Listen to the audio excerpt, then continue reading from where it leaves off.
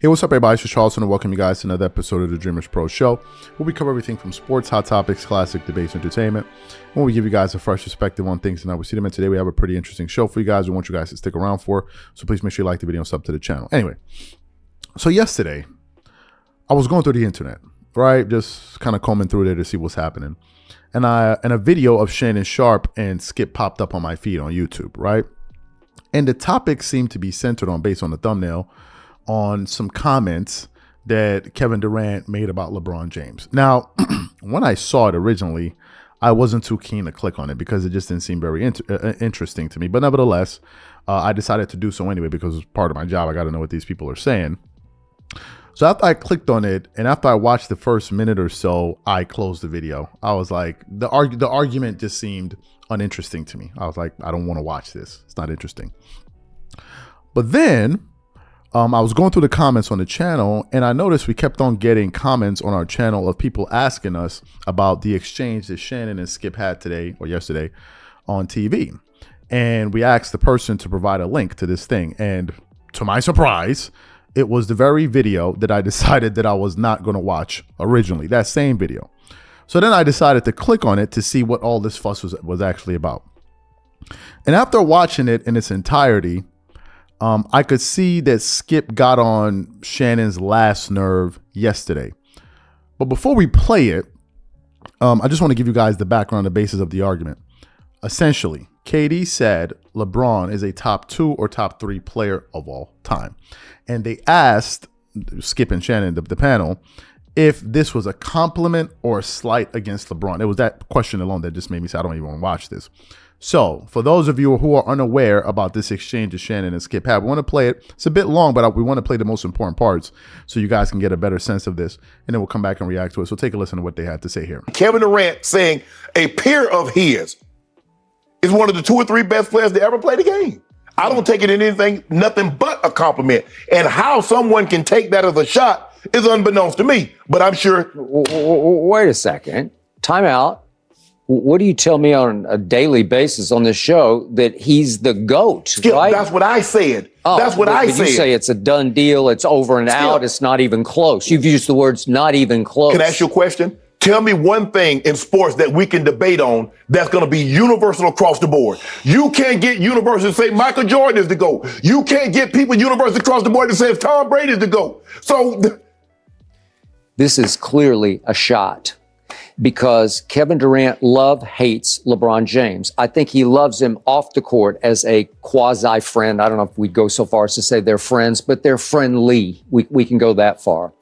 He hates the fact that so much of the media is so the idolizing of LeBron, the overprotecting of LeBron eats at Kevin Durant. Well, he couldn't have played with Jordan there, then. Well, he calls them fanboys, and he's taking shots at the fanboys who leap to LeBron's defense at every junction in his career. But KD understands that KD has never got the criticism for the shortcomings that LeBron has got. Okay. So clearly he has fanboys. All right, but the point is that he grates at the fact that the Shannon Sharpes of the world just immediately proclaim LeBron the GOAT, that he's better than Jordan, he's proven it.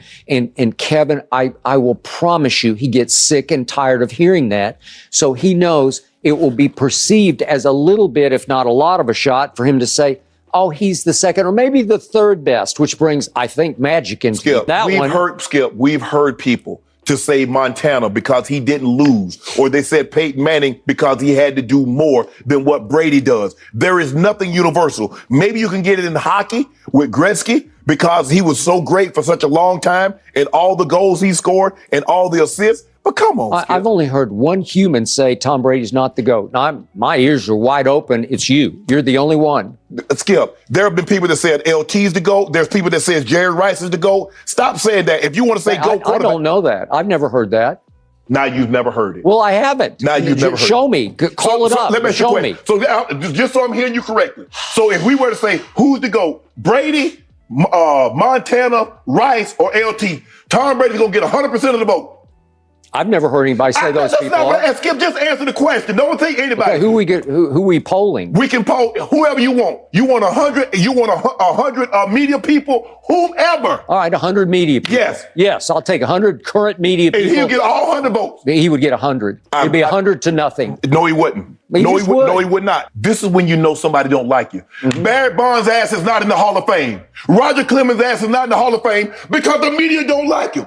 If they didn't like him, because of steroids. It's not didn't like him. There are a lot of guys that got into the Hall of Fame that has clouds of steroids around them. Well, those were two pretty obvious clouds. Hold on. Was steroids illegal? You know and I know that's about steroids. Hold on, Barry Bonds never tested positive? No, but there's a book written about him with chapter and verse and gory details. There's a lot of books written about a lot of people, but we choose to believe what we want to believe. With that being said, were the people that voted Kevin Durant, were they fans? It's a simple yes or simple no. No, absolutely not. So they're why not fans. They're not fans. What are you talking about? So why they vote him MVP? Because they fans of Mahomes because they vote him? No. Yeah, here's the thing. If you don't like someone, you're not voting for them. That's baloney. Then that's wrong. That's completely wrong. So now you're questioning the integrity of the voters? We've seen, let me ask you a question. So how did the guy leave Ken Griffey Jr. off his ballot? Ken Griffey Jr. was one vote short of having unanimous. So how did that happen? Who knows? It's one random guy. But see, now it's one random guy. It could be one random person voted the Vanderbilt Commodores to win the SEC this year in football. How do you explain that? It's just one random lunatic.